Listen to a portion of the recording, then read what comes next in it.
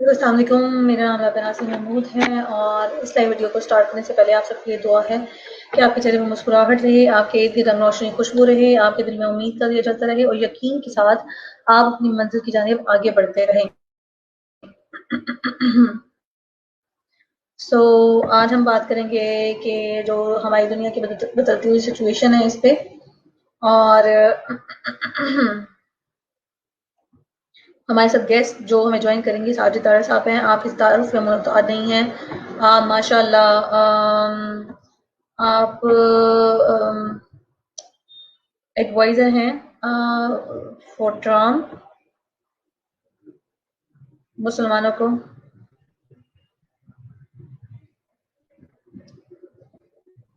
बस मेरे साथ ही हैं, मैं लिंक दोबारा उनको भेजती हूँ।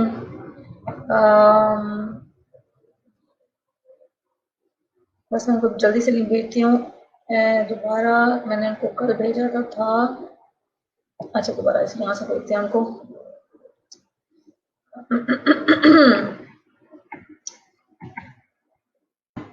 तो आज हम बात करेंगे कि इस बदलती हुई सिचुएशन में हम लोग क्या कर सकते हैं और वो एक पॉलिटिशियन, उनका बैकग्राउंड पॉलिटिकल है और माशाल्लाह वो शायद मैं ज़रा 1 मिनट के लिए मैं उनको लिंक भेज दूँ।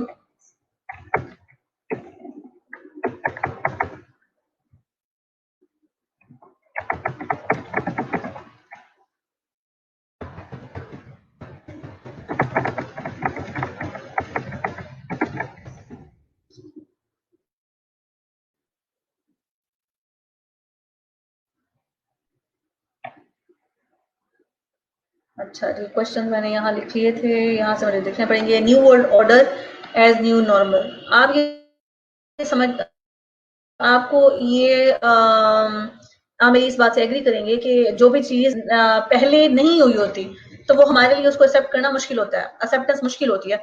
लेकिन जब वो हो जाती है तो हम उसकी यूज हो जाते हैं। मिसाल के तौर पर जब आप बचपन से जब आप पहली दफा स्कूल गए होंगे तो आपके लिए वो स्कूल जाने का एक्सपीरियंस कितना जो है मजे का शायद ना रहा हो। कुछ लोगों के लिए बच्चों के लिए मजे का रहा हो, लेकिन कुछ लोग के मैंने खुद देखा अपने आसपास बच्चे रोज होते हैं नहीं जाना हमें स्कूल। तो ये एक छोटी सी मिसाल है।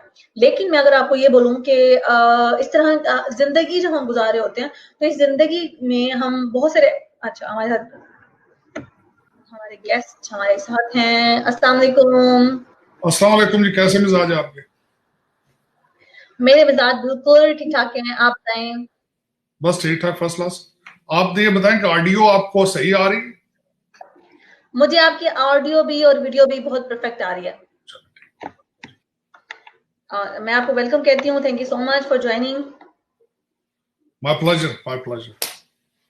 सो आज हमारा टॉपिक है मैं आपका इंट्रोडक्शन, आप किसी तारुफ के मोहताज नहीं है। आपका इंट्रोडक्शन और मैं आपकी शुक्रगुजार हूँ कि जब भी मैं आपको इनवाइट करती हूँ आप मुझे ज्वाइन करते हैं। अपनी जो विजडम है और जो जो आपकी ऑब्जर्वेशन है आप उससे नवाजते हैं हमें। Thank you so much. तो आज हमारा टॉपिक माय प्लेजर। आज हमारा टॉपिक है new world order as a new normal. आप माशाल्लाह वहाँ बिजनेस को संभाल रहे हैं और वहाँ की सिचुएशन भी ऐसी ही है जैसे यहाँ लॉकडाउन की कैफियत और बाकी तमाम चीजें हैं। तो इस पे हम बात करेंगे आपसे। पर मुझे पहले बताएं कि वहाँ की जो सिचुएशन है, मतलब आप मुझे बता रहे थे कि आप भी ऑफिस जा रहे हैं, तो इसका मतलब है मैं ऑफिस में बैठा कि मैं अभी ऑफिस में बैठा हूँ। सूरत हाल इस तरह की इस 1 हफ्ते से तकरीबन अब आहिस्ता आहिस्ता चीजें खुल रही हैं, निकल रहे हैं। काफी चीजें ठीक हैं, अब पहले से बेहतर है। अब आहिस्ता आहिस्ता आगे मजीद बेहतर होंगी क्योंकि चीजें प्रेसिडेंट साहब ने पहले एक दफा एक प्रेस कॉन्फ्रेंस में कहा था कि इस वायरस का जो हमने हल ढूंढा है वो ये ना हो कि वायरस से ज्यादा खतरनाक हो। तो उनका इशारा फाइनेंशियल स्ट्रेस की तरफ था कि वो लोग वायरस को छोड़ के भूख से खुदकुशियां करना ना शुरू हो जाए। वो एक अलग एलिमेंट है, वो इस पे भी मैं अभी मजीद बात करूंगा कि वो आगे वो किस साइड पे जा रहा है, अमेरिका किस तरीके से उसको हैंडल करने के बारे में सोच रहा है, वो आजकल क्या हो रहा है। बल्कि यहाँ पे इस सैटरडे को हर स्टेट का एक अपना कैपिटल होता है और उस कैपिटल में एहतजाज हुआ है। लोग सड़कों पे आए और उन्होंने सोशल डिस्टेंसिंग के रखते हुए गाड़ियों के अंदर बैठ के जुलूस निकाला और उन्होंने कहा कि अब इनफ इज इनफ, हम लोग अब सीख चुके हैं इस वायरस को किस तरह हमने हैंडल करना है, किस तरीके से मास्क पहनने हैं, ग्लव्स पहनने हैं, हाथ किस तरह धोने हैं, लेकिन अब हमें काम करने दिया जाए ताकि इकॉनमी बेहतर हो सके। तो अमेरिका की सूरत हाल तो ये है। और अमेरिका में सबसे बड़ी बात तो ये थी कि 30 स्टेटें ऐसी थी जहां पे वो हालात इतने खतरनाक नहीं थे। सिर्फ न्यूयॉर्क और जो कंजस्टेड एरिया था, जहां एक एक बिल्डिंग के अंदर 5-5 हजार लोग रहते हैं, वहां पे हालात ज्यादा खराब थे। तो वो दूसरी स्टेटों को उन्होंने कहा कि अब ग्रेजुअली, प्रेसिडेंट साहब ने एक 3 स्टेजेस आइडिया दिया है, एक प्रोग्राम उन्होंने इंट्रोड्यूस कराया ग्रेजुअली कि 14 डेज में इस तरह की स्टेटें खुलेंगी, उसके बाद 14 डेज के बाद दूसरी स्टेटें खुलेंगी। और यहाँ पे मैं ये भी बात बताना चाह रहा हूं कि अमेरिका के अंदर अब ये वायरस की वजह से जितने हॉस्पिटल्स में डेथ हो रही थी, जो पेशेंट आ रहे थे, वो अब रुक के ग्राफ नीचे की तरफ जाना शुरू हो चुका है। इट्स अ गुड साइन, और यहाँ भी हम कुछ चीजें बेहतर होते हुए देख रहे हैं। वो असल में लॉकडाउन की फिर तो उन्होंने इसलिए लगाई ना कि वो 14 दिन का जो टेन्योर है, जल्दी से वो चीज फैले ना, एक्सपोनेंशियल ग्रो ना करे। और यहाँ भी अब मुझे लगता है कि मई में खुल जाएंगे तमाम ऑफिसेस, चीजें बेहतर हैं यहाँ। तो अच्छा, मेरा आपसे पहला क्वेश्चन ये है कि आप क्या देखते हैं कि इससे जो सिचुएशन हमें पूरी दुनिया को ये फेस करनी पड़ी है, जिसकी दवाइयां पहले से अवेलेबल नहीं थी, और जो एक लिहाज से परेशानी का बाइस बनी, तो आपको क्या लगता है कि इसने आप वहां बैठ के जो देख रहे हैं सूरत हाल, इसने वाकई वर्ल्ड ऑर्डर को चेंज किया है? देखिए, इसने दुनिया को एक चीज दी है कि अब आगे दुनिया किस तरह चल, इसके कॉन्सिक्वेंसेस किस तरह के हो सकते हैं, साइंस कितनी तरक्की कर चुकी है। और अब जंगों की बजाय इस तरह की चीजें ही आएंगी, और आगे दोबारा मेरे ख्याल में इस चीज को जहन में रखा जाएगा कि इस तरह की चीजों को जहन में रख के देखा जाएगा कि अगली दफा अगर इस तरह का पैंडेमिक आता है तो उसको किस तरीके से हैंडल करना है। फाइनेंशियल मार्केट में कई कंपनियां दोबारा खुल ही नहीं सकेंगी, कई एयरलाइनें बैंकरप्ट हो जाएंगी, कई वो एयरलाइनें दोबारा बिजनेस में आ ही नहीं सकेंगी। तो ये आपकी बात सही है। इस पैंडेमिक का जो इम्पैक्ट था, वो पूरी दुनिया में एक थर्ड वर्ल्ड वॉर का इम्पैक्ट था। और मेरे ख्याल में इसको आपको शायद पता हो या ना हो, इस चीज का मैं थोड़ा सा बताना चाहता हूं कि चाइना ने चाहे ये इसको इंटेंशनली फैलाया है या उनकी नेग्लिजेंस है, लेकिन ये सारा कुछ शुरू चाइना से हुआ है। और वेस्टर्न सिविलाइजेशन, चाइना को उनका प्रोग्राम है, उनका मूड नजर आ रहा है कि they want to hold China liable, responsible for this. तो उसमें ये चीजें, लेकिन आइंदा फ्यूचर में कई नए बिजनेस आइडियाज आएंगे। जिस तरीके से अब देखा है कि आपने जूम के जरिए क्लासेस हो रही हैं, कई क्लासेस ऑनलाइन लोगों को पसंद आएंगी, फिर वो उन पे मुसलसल जाना शुरू कर देंगे। और इस तरह की और कई चीजें, नए आइडियाज जो है वो आएंगे। ये वाकई आपकी बात सही है कि न्यू वर्ल्ड ऑर्डर है, नए आइडियाज, नए बिजनेसेस, और कई बिजनेसेस आ नहीं पाएंगे दोबारा बिजनेस में। जिस तरह मैंने आपको बताया कि एक मिसाल है, कई एयरलाइंस जो है वो नहीं आ पाएंगी, वो बैंक्रप्सी में जाएंगी। कल का आपने देखा है ऑयल क्राइसिस चल रहा है, उसका नेगेटिव गया ऑयल बैरल की प्राइस। तो उसमें कई चीजें इस तरह की आएंगी, फ्यूचर में देखा जाएगा। खासकर डेवलपिंग कंट्रीज के लिए थोड़ा मुश्किल होगा, जहां इकॉनमीज पहले स्ट्रगल कर रही थी।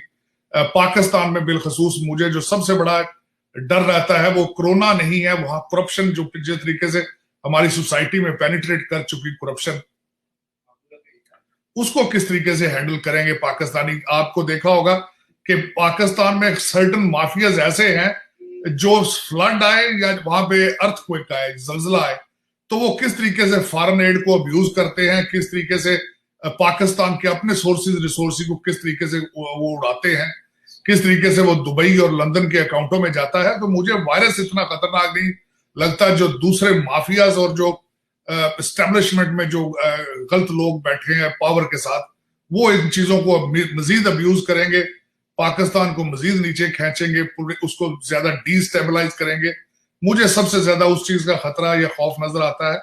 अब देखें, ये डिपेंड करता है पाकिस्तानी कौम पे कि पाकिस्तानी कौम कितना इस चीज को सामने रखती है, किस तरीके से अपने लीडर्स जो है उनको वो अकाउंटेबल रखती है, किस तरीके से अपना मुहासरा टाइट करके रखते हैं। ये डिपेंड पाकिस्तानियों पे करता है, जो कि मैं हमेशा कोशिश करता हूं कि जिस तरह के आप पाकिस्तानी, आप फीमेल हैं, I'm a big favor of I'm in a big favor of female empowerment. इस तरीके से और भी बच्चियों को चाहिए कि वो अपनी आंखें खुली रखें कि हमारे क्या राइट्स हैं और उन राइट्स को अब्यूज कौन कौन कर रहा है। आपके सरकारी मुलाजिम उसको, एक में यहाँ पे जो मैंने पिछले दिनों में देखी है बात जो वाजे है, वो मेरे लिए एक बड़ा अजीब सी बात किसी ने कही और मुझे बड़ी अच्छी लगी कि करप्शन, सियासी करप्शन ब्यूरोक्रेसी की मदद के बगैर पॉसिबल नहीं है। ये दोनों एलिमेंट जब मिल जाते हैं, आपकी ब्यूरोक्रेसी और सियासतदान मिलकर करप्शन करते हैं, उसमें एक सियासतदान अकेला करप्शन नहीं कर सकता, उसके साथ हमेशा एक इनसाइडर गवर्नमेंट का बंदा इन्वॉल्व होता है जो उसको बताता है, जो किकबैक लेता है कि आओ मिलके किस तरीके से लूटें। तो ये आहिस्ता आहिस्ता बच्चों को चाहिए कि वो इस सोशल मीडिया पे भी आए, देखें। एक अगर वो कहते हैं ना, एक बुराई को बुरा कहना अगर आप हाथों से नहीं रोक सकते तो जुबान से रोकें, जुबान से रोकने की कोशिश करें, मीडिया से रोकने की कोशिश करें, अवेयरनेस बढ़ाएं। ये जिस तरीके से लोग कर रहे हैं, इन चीजों को रोकना होगा, किसी ना किसी को आगे आना पड़ेगा। और मैं सोच रहा हूं कि हमारे आने वाले बच्चे अब शऊर है पाकिस्तान में, इसमें कोई शक नहीं, हालात पहले से बेहतर है।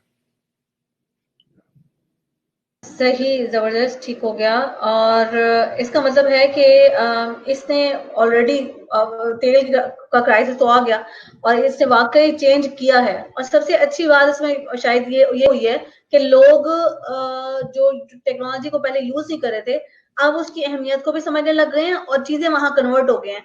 इससे कॉस्ट जो है, आपको नहीं लगता कॉस्ट भी कम होगी, चीजें एक्सेसिबिलिटी इंक्रीज कर लेगी और हो जाएगी और ग्लोबल कनेक्टिविटी और ज्यादा बढ़ जाएगी।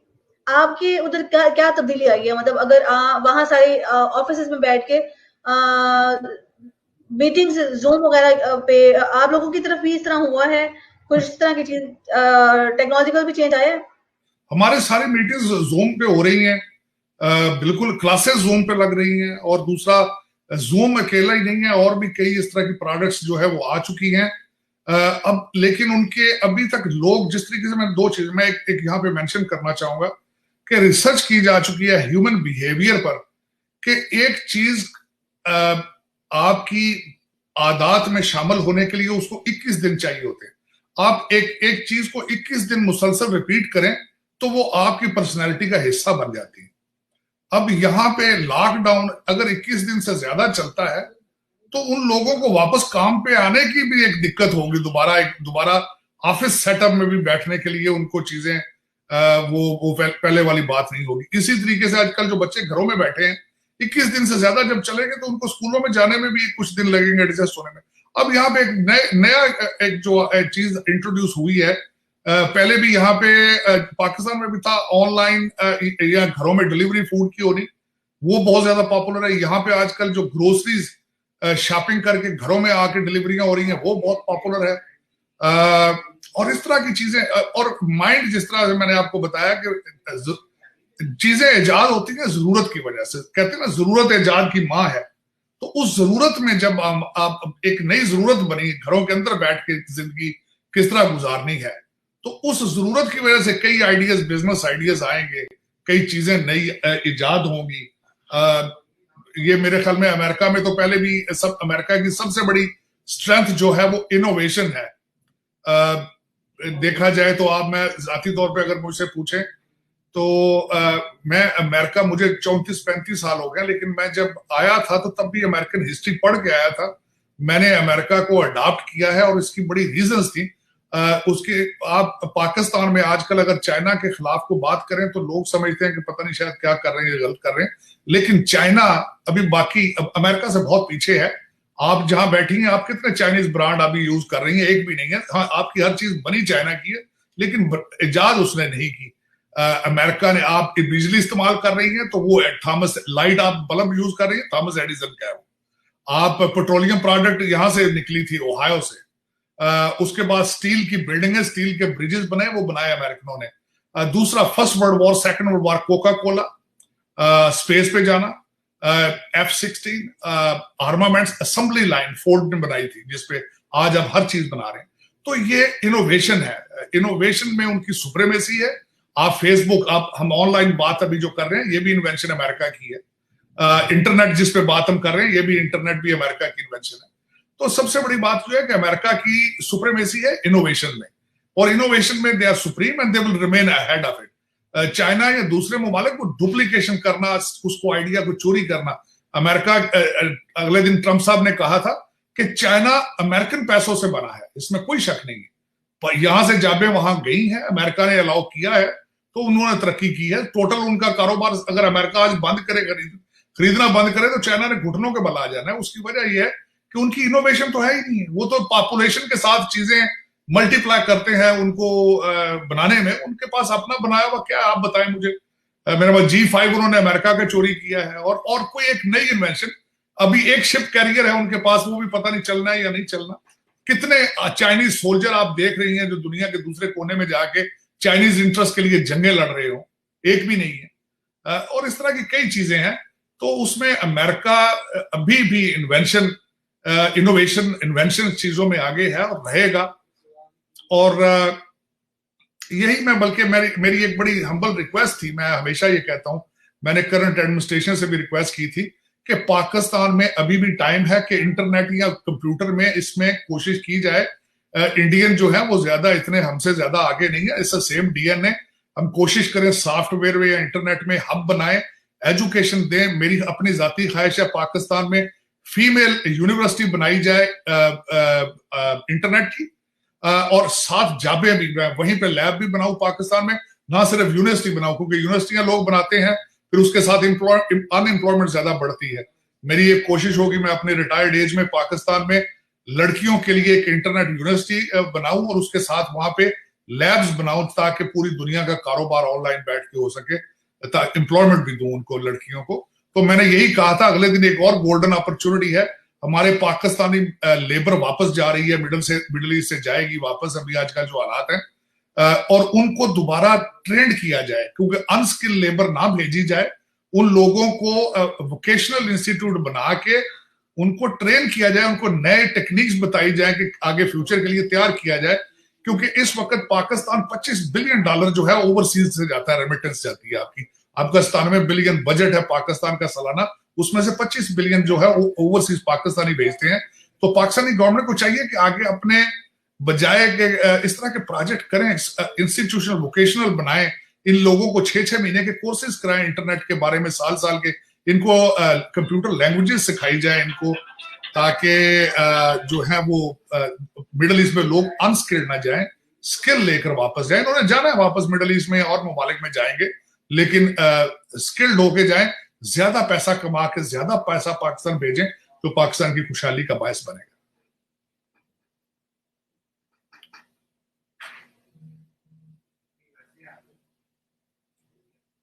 आपका शायद मेरे ख्याल में इंटरनेट प्रॉब्लम है, मुझे लग रहा है कि आपकी पिक्चर फ्रीज हो गई है आपकी। तो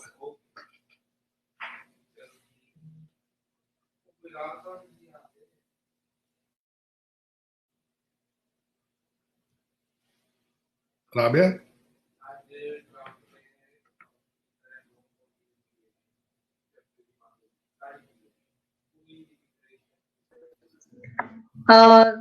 राबिया, मेरा ख्याल है कि आप वो इंटरनेट प्रॉब्लम है। नहीं, थोड़ी सी हुई थी, लेकिन मैंने आपकी बात पिछली पूरी सुनी और मेरे ध्यान में बहुत सारे पॉइंट्स आए थे, मैं आपसे शेयर करना चाह रही थी, और जो सुनने वाले हैं उनसे भी ना। अब हर मुल्क जो होता है उसकी कोई ना कोई चीज अच्छी होती है। मैंने भी अमेरिका के बारे में पढ़ा कि मतलब उन्होंने हर चीज डिफरेंट तरीके से की। लाइक अगर हमारे पूरे बाकी मुल्क में अगर ऑन ऑफ के बटन नीचे की तरफ है तो उसके ऊपर की तरफ है, कुछ इस तरह की चीजें मैंने पढ़ी। वहां चीजें डिफरेंट तरीके से की जाती है, ये अच्छी बात है। और हर मुल्क का कोई ना कोई खासा होता है, और जिसको आगे पहले पहचाने, उस पर काम करे, उसको आगे लेके जाए। सो सुनने वाले मेरे जो फ्रेंड्स चाइनीज से हैं या कोई, हालांकि हम उर्दू बात कर रहे हैं, पर ये है कि जो ऑडियंस है, अगर कोई मुल्क सुपरमेसी या वो किसी वजह से जबरदस्त जा रहा है, तो हम उसको फॉलो करके अच्छी चीजें अडॉप्ट करके हम भी उस रविश पे चल सकते हैं। और जब तक आपने बात की कि वाकई फ्रीलांसिंग पे, आपको पता है कि फ्रीलांसिंग पे पाकिस्तान, आपने देखा ही होगा, पढ़ा ही होगा कि फ्रीलांसिंग में 4th नंबर पे हैं हम। पाकिस्तान। सो आईटी का अगर जिक्र किया जाए तो इंशाल्लाह पाकिस्तानी जो है जबरदस्त काम करके आगे आ सकते हैं, और ये जबरदस्त टाइम है जिसमें रिफ्लेक्शन करके और हम देख सकते हैं, समझ सकते हैं कि what should be done further. अच्छा, मुझे ये बताएं कि अब जो सिचुएशन है, हालांकि चीजें चेंज हो रही हैं और लोग बहुत ज्यादा चेंज और बिहेवियर भी चेंज होंगे और बाकी बिजनेस भी चेंज होंगे, तो मुझे ये बताएं कि ये स्केरी सिचुएशन है, लोग अंदर से तो फियरफुल है, मौत का डर। पिछले दिनों एक वीडियो मैंने देखी कि वो पता नहीं ईरान में था या कहाँ, इराक में, कि उन्होंने सड़कों में पैसे फेंक दिए थे। लाइक वो फेसबुक पे देखी थी, ऑथेंटिक, मतलब मुझे नहीं पता कितनी ऑथेंटिक है वो, बट वो दिखाना ये चाह रहे थे कि भाई लोगों को इतना इतना डर लगा हुआ है कि मौत का डर लगा हुआ है, तो फिर बाकी तमाम चीजें सेकेंडरी हो जाती है ना जी। सबसे बड़ी बात ये है कि इस वायरस के बारे में मैं छोटी सी, मैं एक तो खुद हेल्थ केयर बिजनेस में हूं, मैं by education I am a lawyer, लेकिन मैं हेल्थ केयर बिजनेस में हूं अमेरिका में। एक तो 25 से 50% लोगों के अंदर इस वायरस का कोई सिम्टम्स होते ही नहीं। दूसरा, आपने शायद देखा होगा कि इटली में अभी रिसेंट रिपोर्ट आई है कि उन्होंने टेस्ट किए, हर एक बंदा जो है वो वायरस का मरीज ऑलमोस्ट निकल रहा है, एंटीबॉडीज है उसके पास। उसका मतलब ये है कि वो किसी ना किसी अपने स्टेज में पिछले दिनों में इस वायरस से इफेक्टेड रहा है। ये वायरस कोई इतना खतरनाक नहीं है, ये सिर्फ उन लोगों के लिए खतरनाक है जो 70 साल 75 साल से ऊपर है और पहले किसी क्रॉनिक इशू में वो मुब्तला है, उनको डायबिटिक है, उनकी ओपन हार्ट सर्जरी अगर हुई है, उनका इम्यून सिस्टम कमजोर है, सिर्फ वो वानरेबल लोग हैं। बाकी अमेरिका में हर साल वायरस से तकरीबन 35,000 मौत होती है। ये कोई नई बात नहीं है, लेकिन इस साल ये एक तो मीडिया ने हाइप क्रिएट की है और दूसरा अफसोस के साथ कहा जा सकता है कि इस कोरोना वायरस के साथ भी सियासत की गई है और की जा रही है मुसलसल। तो ये इस तरह के इम्पैक्ट हैं जिसपे मेरे ख्याल में इससे इज्तनाब करना चाहिए। जिस तरह आप बता रही हैं, खौफ व हरास पैदा किया गया सोसाइटी में, एक फियर फैक्टर भी, लोग ऐसे कारोबार भी हैं जो फियर फैक्टर से किए जाते हैं, बिल्कुल सियासत में बिलखुसूस। वो कहते हैं ना कि डरा के भी लोगों के अटेंशन भी दूसरी तरफ से, कई लोग पॉलिटिकल लीडर इससे उनको ऑक्सीजन मिली है जिनके कमजोर थे हालात, तो फिर वो इस तरह, जिस तरह मैंने बताया, एक काबिल मुजम्मत चीज है कि इस वायरस के साथ भी सियासत की गई। सही। तो आपको क्या लगता है कि फियर इज हेल्पफुल है ज्यादा इस सिचुएशन में? फिर फियर हेल्पफुल था अब तक, या फिर ज्यादा ये था कि नॉलेज हम ले लेते कि अच्छा कुछ नहीं? वैसे एक मैं जाती तौर पर बताऊं, मैंने जब इस वायरस के बारे में पढ़ रहा था तो खौफ जो होता है आपके इम्यून सिस्टम को कमजोर कर देता है, तो इसका इतना अच्छा असर लोगों पे, आम आदमियों पे तो नहीं पड़ा, लेकिन सियासतदानों ने इसको अब्यूज किया है। जिनके दिन जो गिने जा चुके थे वो उनको ऑक्सीजन मिली। जिस तरह मैं एक छोटी सी मिसाल इंडिया में देना चाहता हूँ, हालात वहां बहुत खराब थे, मेरा ख्याल मोदी साहब को इस वायरस की वजह से ऑक्सीजन मिली उनको। काबिल मुजम्मत चीज ये है वहां पे जो उन्होंने इस कोरोना वायरस को भी मुसलमान वायरस बना दिया है। आज हालात इंडिया में ये है कि वहां पे हिंदू वार्ड अलग है, मुसलमान वार्ड अलग है। उन्होंने 2 नेशन थ्योरी बना दी, उसका सबूत दे दिया इंडिया में। मीडिया मुसलसल उसको, कोरोना वायरस को मुसलमानों के खिलाफ इस्तेमाल कर रहा है। तो इस तरह की चीजें दुनिया में हो रही हैं, लेकिन काबिल मुजम्मत है। मैं इन चीजों को कंडेम करूंगा सीरियसली।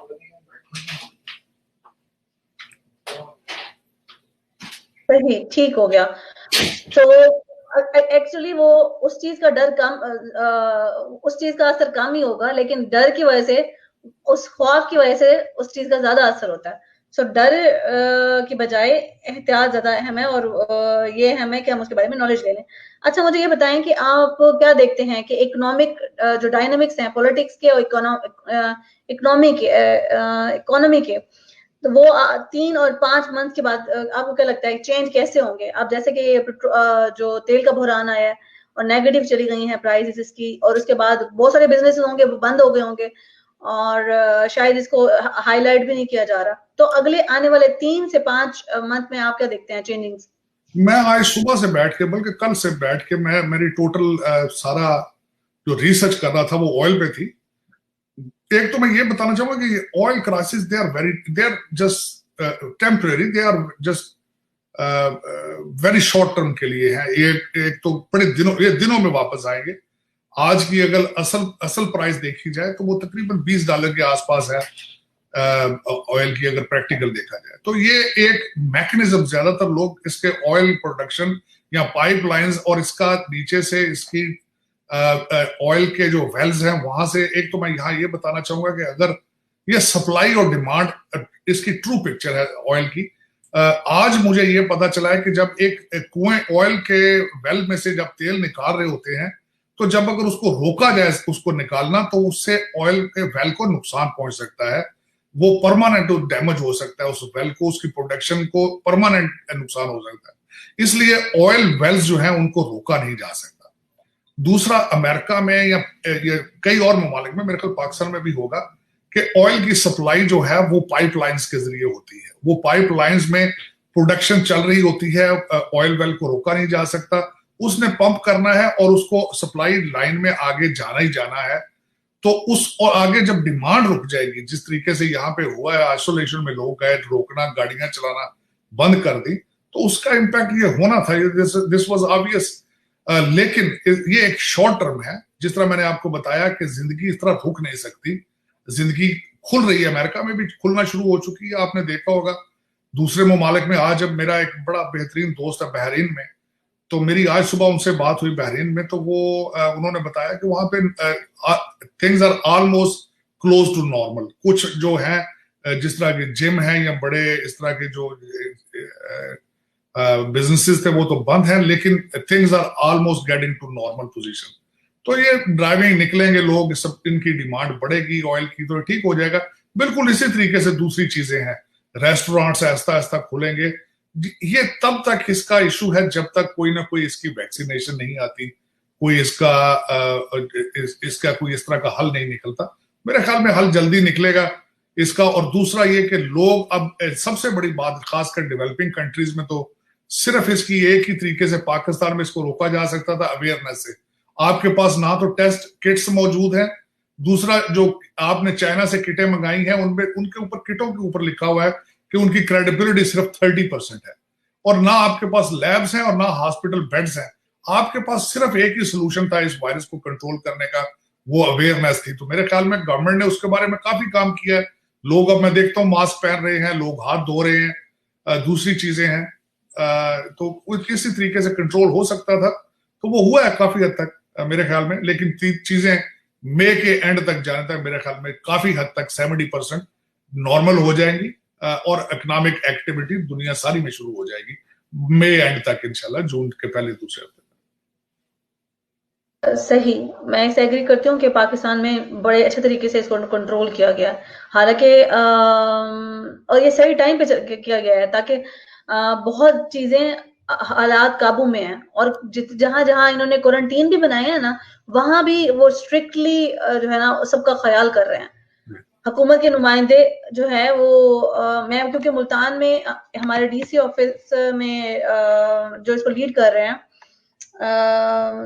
आमिर खट्टर साहब, मुल्तान की, मैं मुल्तान रहती हूँ, तो वो उन्होंने क्या किया कि यहाँ के जो लोग सोशल मीडिया के हवाले से, या कुछ लोग ज्यादा एक्टिव थे, उनको एक ग्रुप बना लिया। एक तो उनका गवर्नमेंट का ग्रुप है, एक उनका, उन्होंने उनके साथ ग्रुप बना लिया। तो उन्होंने मुझे उसमें ऐड किया था कुछ और लोगों के साथ।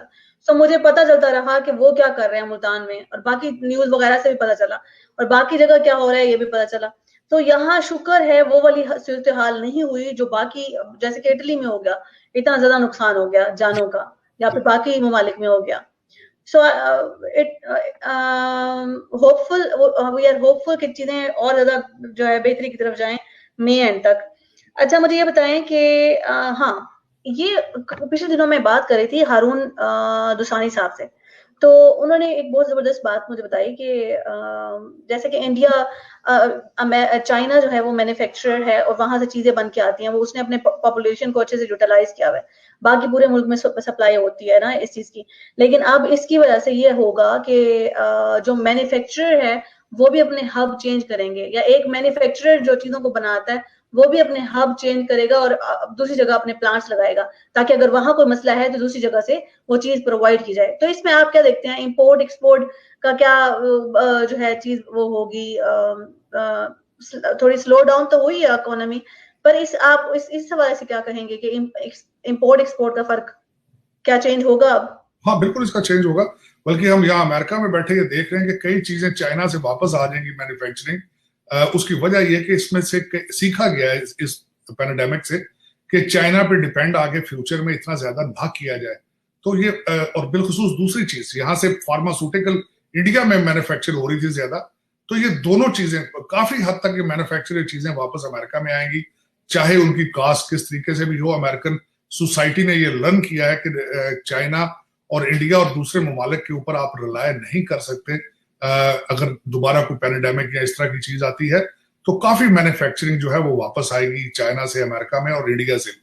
ये बात आपकी बिल्कुल ठीक है, हब चेंज होंगे, क्योंकि इस दफा लोगों ने देखा है कि you can not rely something cross Atlantic और सात समुद्र पार चीजें बन रही हैं, तो सारा कुछ सर्विस बेस्ड इकोनॉमी हमारा अमेरिका में, इसमें पहले तो प्रमोट करते रहे हैं चीजें सस्ती करने के लिए आगे पीछे, लेकिन अब फ्यूचर में चीजें डिफरेंट होंगी। इसमें पहले भी काफी तब्दीलियां आ चुकी थी, क्योंकि Donald Trump is a businessman. ज्यादातर अमेरिकन सदूर जो होते हैं वो ज्यादातर लॉयर्स होते हैं, उनका बिजनेस पे कोई तजर्बा नहीं होता। तो अब डोनाल्ड ट्रंप साहब ने काफी चीजें की थी, इकोनॉमी अमेरिका की फिर जो है वो काफी लीड ले चुकी थी पूरी दुनिया से, टैरिफ वार में और दूसरी चीजों में। कल भी प्रेसिडेंट साहब ने कहा है कि जिस तरीके से उन्होंने इकोनॉमी को पहले इंप्रूव किया था उसी तरीके से करेंगे वो। मेरे ख्याल में Donald Trump needs 6 months to fix the American economy, and economy will be booming again in the country. क्योंकि रिसोर्सेज बहुत हैं, it's one of the wealthiest country on the planet. लेकिन छोटे ममालिक भी जो है वो अल्टीमेटली अगर अमेरिका 6 महीने में करेगा तो वो ज्यादा साल में कर लेंगे, 1.5 साल में अपनी इकोनॉमीज। लेकिन Pakistan is in a very good shape. मेरे ख्याल में इमरान खान साहब has done a wonderful job. Accountability उनका एक मैंडेट था, उसमें थोड़े वो नहीं इतना सक्सेसफुल हो सके वो, उसमें उनको नैब भी चेंज करना पड़ा, और भी कई उनके आसपास उन्होंने खुद 1-2 दफा कहा कि उनके पास अच्छी कैबिनेट, अच्छी टीम नहीं है, और मुझे भी हमेशा उनके साथ यही रिजर्वेशन रही हैं। खुद he is a very honest person, लेकिन उनकी टीम जो है वो बेचारे इस तरह के ही हैं जहाँ उनके क्रेडेंशियल स्ट्रॉन्ग नहीं है, छोटे छोटे बच्चे हैं कुछ, और कुछ दूसरी पार्टियों के करप्ट लोग उनके साथ हैं उनकी कैबिनेट में। जिस तरीके से अगले दिन चीफ जस्टिस साहब ने अपनी फ्रस्ट्रेशन का इजहार किया, इसी तरीके से हर बंदा पाकिस्तानी, चाहे वो पाकिस्तान में है पाकिस्तान से बाहर है, वो फ्रस्ट्रेटेड है खान साहब की टीम पे। तो लेकिन ये देखें 70 साल का गंद जो था वो 1 साल में तो नहीं ठीक होता, अल्टीमेटली उसको टाइम लगना है, तो उसको टाइम, लेकिन सिंसेरिटी बहुत जरूरी थी पाकिस्तान के लिए। सबसे बड़ा मुझे हमेशा गिला रहा है पाकिस्तान पे, नेशनलिज्म नहीं है। नेशनलिज्म से मुराद ये कि आपकी जो सो कॉल्ड पॉलिटिकल पार्टीज, उनकी मीटिंगें लंदन और दुबई में होती हैं, नेशनलिज्म नहीं है। आपका पैसा आपका फैशन बन चुका है। करप्शन जब फैशन बन जाए, करप्शन आपके कल्चर का हिस्सा बन जाए, तो वो बड़ा डेंजरस एलिमेंट होता है। तो अब आपके मेरा मकसद फैशन में शामिल था कि पाकिस्तान से लूट के लंदन और दुबई किस तरह पैसा लेके जाना, तो ये एक बड़ा डेंजरस चीज। वो यार होपफुल कि ये वाली गवर्नमेंट जो है ये प्रॉपरली इन चीजों को आगे जाकर डील करेगी, क्योंकि आप ये देखें कि बहुत सारी चीजें, बहुत से चैलेंजेस, मैं बाइस नहीं हूँ, मतलब मैं वो ऐसा है कि ऐसा नहीं है कि मैं क्योंकि मैं उस पार्टी को सपोर्ट करती हूँ तो मैं इसलिए बोल रही हूँ। मुझे ये लगता है कि हम सब ने, पूरे मुल्क ने उनको एक चांस दिया है, और वो इस चीज को लेके चले हैं। हम देखेंगे कि आने वाले 5 सालों में क्या क्या तब्दीलियां उनकी दौर हुकूमत में आई। अभी तो चीजें चल रही हैं। अब ये देखिए कनाडा, मैं थोड़ा सा ऐड ये करना चाहूंगा, मेरी पाकिस्तान में कोई पार्टी, किसी पार्टी के साथ एफिलिएशन नहीं है। मुझसे कई दफा दोस्तों ने पूछा कि भाई आपकी कौन सी पार्टी, तो मैं ये कहता हूँ मेरी पार्टी पाकिस्तानियत है। जो पाकिस्तान के लिए अच्छा काम करेगा मैं उसके साथ हूँ, वो कोई भी हो सकता है। खान साहब जो हैं वो एक थर्ड पार्टी, पहली दफा खान साहब एक नई उमंग लेकर आए थे पाकिस्तान में, एक तब्दीली का नारा उन्होंने लगाया।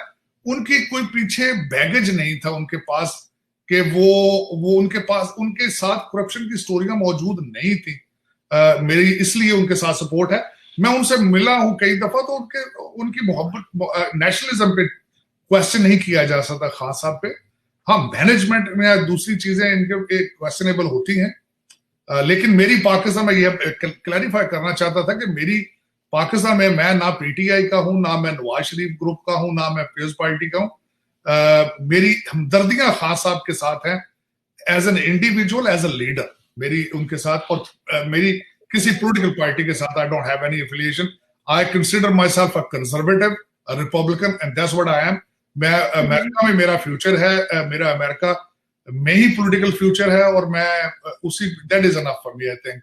हाँ, पाकिस्तान मेरी मादरे मिल्लत है, मैं एक आम पाकिस्तानी से ज्यादा मुहब्बे वतन हूं। मुझे पाकिस्तान का एक आम पाकिस्तानी से ज्यादा दुख होता है। उसकी वजह यह है कि मैं यहां बैठ के कंपैरेटिव एनालिसिस करता हूं कि बांग्लादेश कहाँ है, इंडिया कहाँ है, पाकिस्तान कहाँ है, और हम वहां क्यों नहीं है, क्योंकि हमारा डीएनए सेम है। हमारा बांग्लादेश और इंडियन और हम एक लोग इकट्ठा सफर शुरू किया था, बल्कि बंगालियों का सफर तो 70s में शुरू हुआ। और जब भी मेरे मुल्क को जिसने कभी अब्यूज किया है, वो मुझसे बर्दाश्त नहीं होता कि जब फिर ये यहाँ आते हैं, बच्चों को लेकर लूट मार करते हैं, और एडजस्ट यहाँ भी नहीं हो सकते। उसकी वजह ये कि गलत काम गलत होता है, हराम का पैसा हराम का होता है, वो सुकून उसके साथ नहीं है। उसके साथ आप इज्जत नहीं करप्ट पैसे के साथ कमा सकते। मैंने देखा है ये करप्ट लोग, अब देखे ना, अब नवाज शरीफ साहब के बच्चे बेचारे ग्रोसरी भी शॉपिंग लंदन में नहीं कर सकते। लोग आवाजें मारते हैं, लोग अंडे मारते हैं, लोग कसते हैं आवाजें। मतलब ये इस पैसे का क्या फायदा है जिसके साथ आपकी इज्जत नहीं। बिल्कुल सही, बिल्कुल जबरदस्त बात की आपने। और इंसान उसी की तरफ देखता है जिससे थोड़ी सी उसे उम्मीद होती है। और हम सबको उम्मीद है कि हमारी जो नई पार्टी उभरी है, ये सही तरह जो है कुछ ना कुछ बेहतरी करके दिखाएगी। और अच्छा, मुझे ये बताएं कि अब आपको क्या लगता है इस क्राइसिस के बारे में, जो ये आया है ना वायरस का, किसी ने सोचा भी नहीं था कि ऐसा हो जाएगा और इस तरह भी हो सकता है।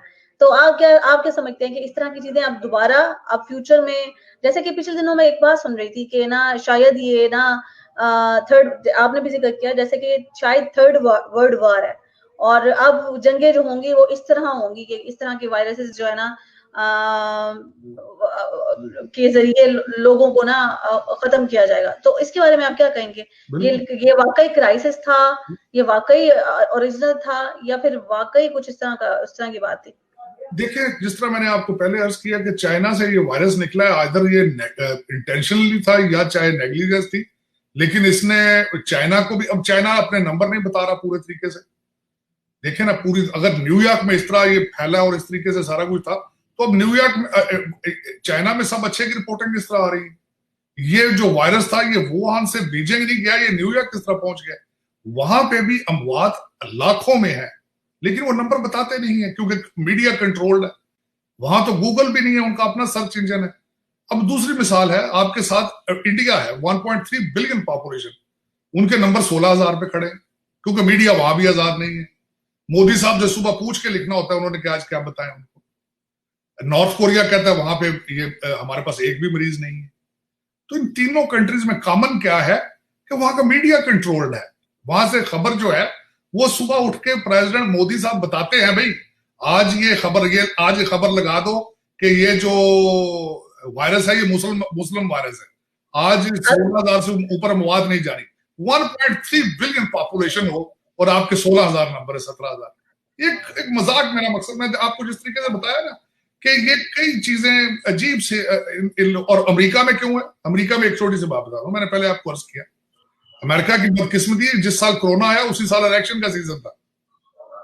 इस कोरोना हर साल मरता है नॉर्मल फ्लू के साथ, वो अब नॉर्मल फ्लू के बंदे भी हैं, वो भी कोरोना में डाल दिए गए। अब दूसरा ये कि यहां पे लिबरल मीडिया, क्योंकि डोनाल्ड ट्रंप साहब की जंग चली हुई है 2016 से मीडिया के साथ, और सबसे बड़ी स्टेट कहां से, न्यूयॉर्क से। कहते हैं न्यूयॉर्क सबसे बड़ा विक्टिम है। न्यूयॉर्क का governor, New York state is a socialist state. सबसे बड़ा डोनाल्ड ट्रंप साहब की अपोनेंट कौन है? गवर्नर जो है न्यूयॉर्क का। गवर्नर, इधर प्रेसिडेंट साहब अपनी प्रेस कॉन्फ्रेंस करते हैं, घंटे बाद वो प्रेस कॉन्फ्रेंस करके उसको डीरेल करने की कोशिश करता है। यहां पे हर डेथ को कोरोना डेथ में डाल के साबित ये किया जाता है कि Donald Trump government is fail. तो इस पे ये असल में सियासत हो रही है, नए ट्रेंड डेवलप हो रहे हैं ममालिक के अंदर, सियासत के अंदर, और कई चीजें। तो ये अभी सीख रहे हैं, एक्सपेरिमेंट हो रहे हैं, देख रहे हैं, human mind is trying to observe it. कल डोनाल्ड ट्रंप साहब ने अपनी प्रेस कॉन्फ्रेंस में खुद उन्होंने कहा है कि मैं अगर कोई दवाई भी निकाल लेता हूं, मैं एक दवाई निकल आया आज मैं लोगों को कि ये दवाई लो, ये गोली खाने से आप ठीक हो जाओगे, तो उन्होंने कहना जी ये दवाई कड़वी है, ये दवाई सही काम नहीं करती। तो ये मेरा मतलब इस पर सियासत की जा रही है और जिसको कि मैं इसको कंडेम करता हूँ, इस तरह होना नहीं चाहिए था, इसको वाकई सीरियस लेना चाहिए। सही सही, हर यानी कि बुरी चीज जो है ना वो किस तरह जुड़ जाती है, ऐसे जोड़ना नहीं चाहिए, ठीक है, असल उसकी हकायक की तरफ जाना चाहिए। अच्छा, आपको फिर क्या लगता है कि किस तरह, एक लिहाज से तो मुझे ये सही लगता है, अच्छा लगता है, अच्छी बात है कि कम से कम वो बुरी चीज, बुरी न्यूज फैलाते नहीं है, कंट्रोल अगर उनका मीडिया भी है तो वो अपने मुल्क के खिलाफ कोई बात नहीं करेंगे। जहां आजाद मीडिया होता है यहाँ वहां तो ये भी प्रॉब्लम होती है कि कुछ भी बोल देंगे, हुकूमत के खिलाफ बोल देंगे, डेमोक्रेसी है तो आजादी है, कुछ भी कोई बोल सकता है। तो वो ऑन द ओवरऑल जो इमेज बनता है वो भी तो जो है ना एक प्रॉब्लमेटिक सिचुएशन क्रिएट करता है। लोग, मुझे पता है कि मैंने कितने लोगों से यहाँ से अपने इधर घर से बैठ के बात की और उनको लगता था कि पाकिस्तान स्टार्ट में ऐसा लगता था, अच्छा पाकिस्तान से है, पाकिस्तान में भी खवातीन जो है वो बात कर सकती हैं, वहां इतनी आजादी है। तो जो इमेज बन जाता है वो खराब न्यूज की वजह से, वो तो बड़ा, तो एक लिहाज से मुझे लगता है कि कहीं ना कहीं कंट्रोल भी होना चाहिए मीडिया एटलीस्ट। असल में जाती तौर पर मैं आपको बताऊं कि मैं खुद, क्योंकि मैं I am a lawyer my self, अब अगर मीडिया का रोल देखा जाए तो मीडिया हमेशा लेफ्ट का होता है, इसमें कोई शक नहीं। मीडिया का काम है गवर्नमेंट की पॉलिसीज को क्रिटिसाइज करना, मैं मानता हूं। इसको कहा जाता है पॉजिटिव प्रोडक्टिव क्रिटिसिज्म और हेल्दी क्रिटिसिज्म होना चाहिए, लेकिन तनकीद बराए तनकीद मेरा बस। और दूसरा, उसमें आप येलो जर्नलिज्म को इन्वॉल्व कर लें, आप उसमें झूठ भी, फेक न्यूज बना लें, आप अपने 24/7 एक चीज, अब आप छोटी सी मिसाल आपको देता हूं, आप शायद आपके वहां CNN अमेरिकन वर्जन नहीं आती, यहां 2016 से CNN जो है वो अपनी रेटिंग लूज कर चुका है, क्योंकि 24/7 उन्होंने एंटी डोनाल्ड ट्रंप न्यूज देनी होती, बनानी होती, उन्होंने हर चीज डोनाल्ड ट्रंप साहब की ट्विस्ट करनी होती है कि उसको किस तरीके से ट्विस्ट करना है, पोर्ट्रे कुछ करना है, गलत कुछ करना है। तो ये जर्नलिज्म, इसको जर्नलिज्म नहीं कहा जाता। अब अलमिया क्या है जर्नलिज्म के साथ, कि दुनिया के जितने करप्ट बिजनेसमैन थे, इंडस्ट्रियलिस्ट थे, उन्होंने अपने चैनल बना लिए, वो इन चैनल्स के जरिए हर गवर्नमेंट को ब्लैकमेल करते हैं। पाकिस्तान में आप देख लें, आप अमेरिका में देख लें, आप इंडिया में देख लें, फ्रीडम को अब्यूज किया जाता है, फ्रीडम ऑफ मीडिया। जितने करप्ट जर्नलिस्ट, जितने करप्ट इंडस्ट्रियलिस्ट हैं, उनके एक एक चैनल है और वो उनके मर्जी के एंकर बैठे हैं, लिफाफा एंकर जो है वो फिर वो लिफाफे लेके तो वो प्लाट लेके फड़काए जा रहे हैं। वो जो चीज है उसको ट्विस्ट करना है, जो चीज है अपना रंग देना है।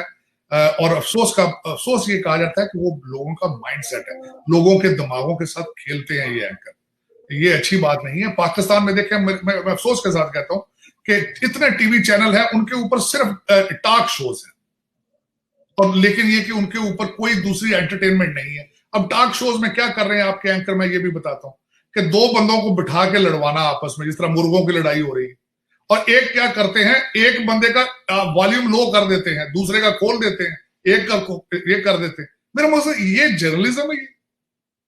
ये तो इस तरह है कि जिस तरह आप रेसलिंग करा रहे हैं, आप ये तो इस तरह है जिस तरह कुश्ती करा रहे हैं, दो लोगों को बुला लिया। आपके, मैंने देखा कि आपके मीडिया में सबसे ज्यादा पॉपुलर वो लोग हैं जो टीवी पे आके गालियां देते हैं, औरतों के साथ बदतमीजी करते हैं, लोग बड़ा शौक से उनको सुनते हैं, लोगों के लिए एंटरटेनमेंट है ये जर्नलिज्म नहीं। सही, मैं आपकी बात से एग्री करती हूँ ये कि आजाद मीडिया होना चाहिए, पर कुछ रूल्स होने चाहिए। बस कैमरा को हम लिखते हैं अभी इखलाकियात।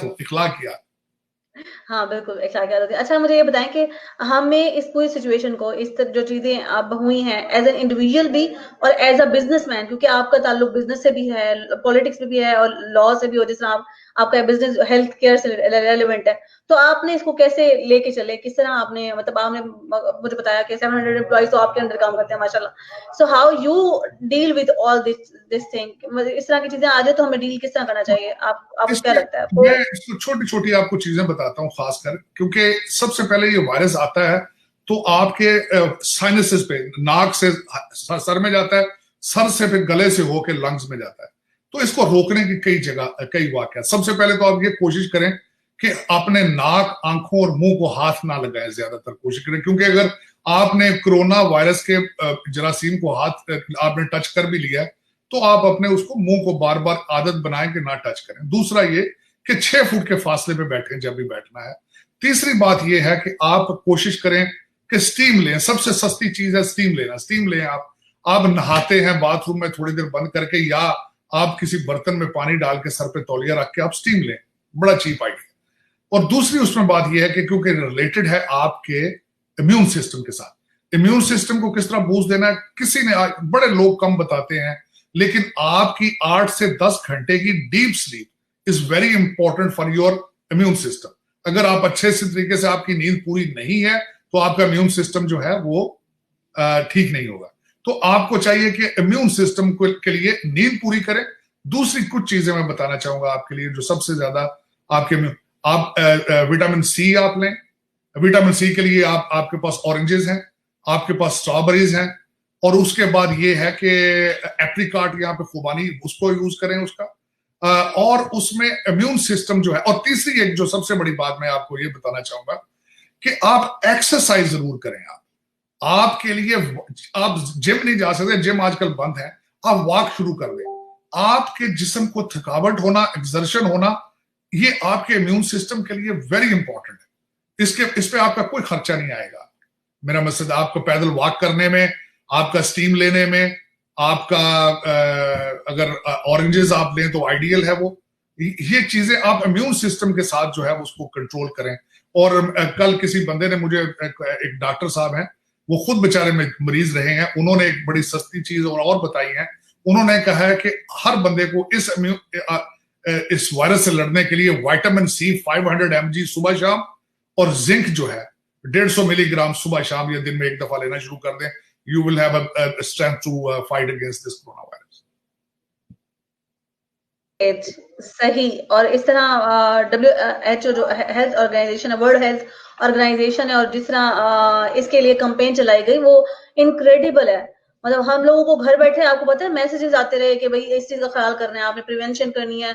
और इसके अलावा जहां जहां जिस साइट को हम यूज करते थे तो वहां उनका पैगाम आ रहा होता था। इसके अलावा फेसबुक पे कोविड के हवाले से इतनी ज्यादा अवेयरनेस कैंपेन की गई।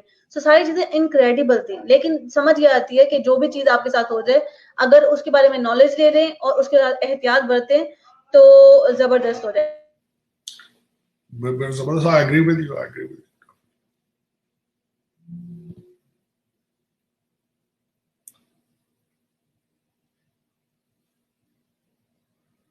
Rabia, I believe, Amisa, your picture is freezing again and again. I'm not sure either your computer is made in China or you have internet issue. लेकिन ये कि it's middle of the day here. It's almost 2 p.m. My assistant has been waving me through the window that my next appointment is here. So I have to adjourn. I have to retire and move on to my next meeting. So if you are hearing me, I wanted to say goodbye. And और उसमें ये था कि मैं ये बताना चाहूंगा कि आपके देखने वालों को कि I love you all dearly. Pakistan is my जान and I love Pakistan. I love you all. और दूसरा, कभी भी कोई चीज हो, कोई क्वेश्चन हो, feel free to send me the message. I'm always here for you. I love the young people of Pakistan. They are very vibrant. I have a lot of hopes in them and I see my future in them. So God bless Pakistan. So सब मेरी तरफ से सबको खुदा हाफिज. God bless you. Thank you so much. Thank you, Rabia. Thank you so much. It was such a pleasure. Thank you so much. चले, thank you so much. मैं आपकी video, जैसे ही मेरा कनेक्शन यहाँ से ड्रॉप हुआ, मैंने जल्दी से मोबाइल उठाया तो मैंने आपकी सारी बात सुन ली।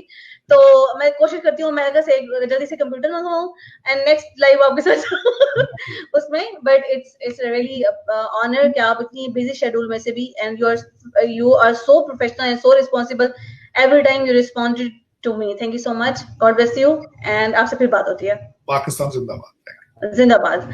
तो जैसे कि उन्होंने जल्दी से जाना था और थोड़ी सी नेट की खराबी चल रही थी, लेकिन आप उम्मीद करती हूँ जो सुन रहे होंगे वो मुझे जो है इसलिए फॉरगिव करेंगे।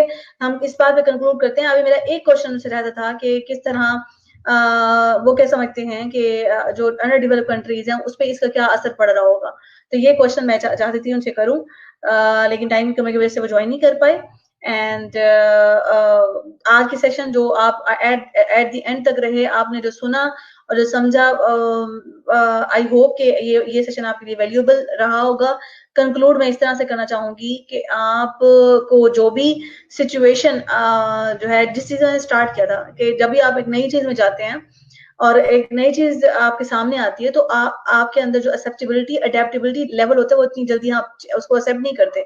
आप आहिस्ते से उसे एक्सेप्ट करते हैं, फिर उस चीज का हिस्सा बनते हैं, फिर बाद में वो चीजें आपके लिए नॉर्मल हो जाती हैं। तो इसी तरह ये जो सिचुएशन पैदा हुई, ये अब घर में हम रह रहे हैं और घर में रह के जो है ना, पहले स्टार्ट में काम करना थोड़ा मुश्किल हो रहा था, फिर अब हम इस चीज के आदी बन गए हैं। जब ये ट्विस्ट दोबारा चेंज आएगा तो थोड़े फिर हमें थोड़ी परेशानी का सामना रहेगा। लेकिन ये चीज जो मुझे लगता है, इस जो सिचुएशन क्रिएट हुई है, इसने जो चीज हमें सिखाई है वो ये है कि we have to quick in changes and for accepting it we have to quick in adaptability. अगर मैं एक वर्ड में कहूँ कि हमें जो है, जो चीजें हमारे इर्द गिर्द हो रही हैं और अगर कोई चीजें ऐसी आ जाती हैं, तो हमें जल्दी से अपने आप को चेंज करके उस हालात में ढल के और फिर आगे बढ़ना है, रुकना नहीं है, स्टक नहीं होना।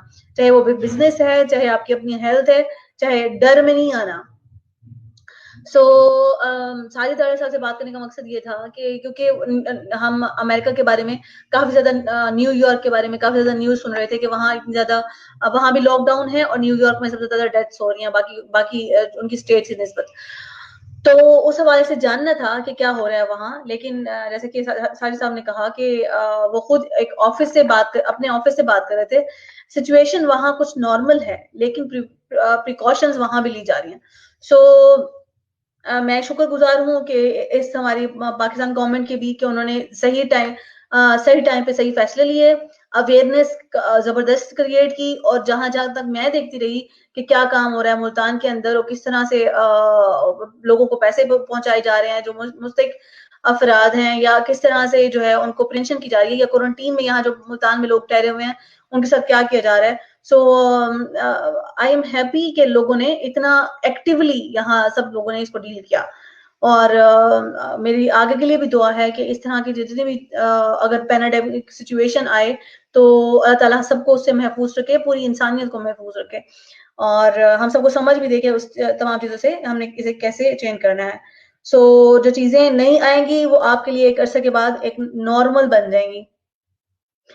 तो रेजिस्टेंस और डरना आपको शायद हेल्पफुल ना कर सके, लेकिन acceptability and getting to know about it आपको मदद कर सके, और जल्दी से जो प्रिवेंशन हैं वो आपको हेल्प आउट कर सकें। एट द एंड ये जबरदस्त बात थी कि आप अभी भी, जब तक ये जो सिचुएशन है टलती नहीं है, आप विटामिन सी का इस्तेमाल करें। आप अपने जो है हाथ अच्छे से धोएं, और हाथ धोने का तरीका भी उन्होंने बताया कि अच्छे से आपने हैंड वॉश करने हैं, और इसके अलावा जो है स्टीम लें।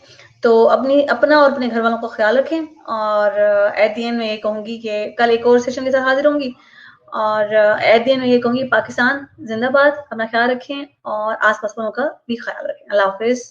पाकिस्तान जिंदाबाद।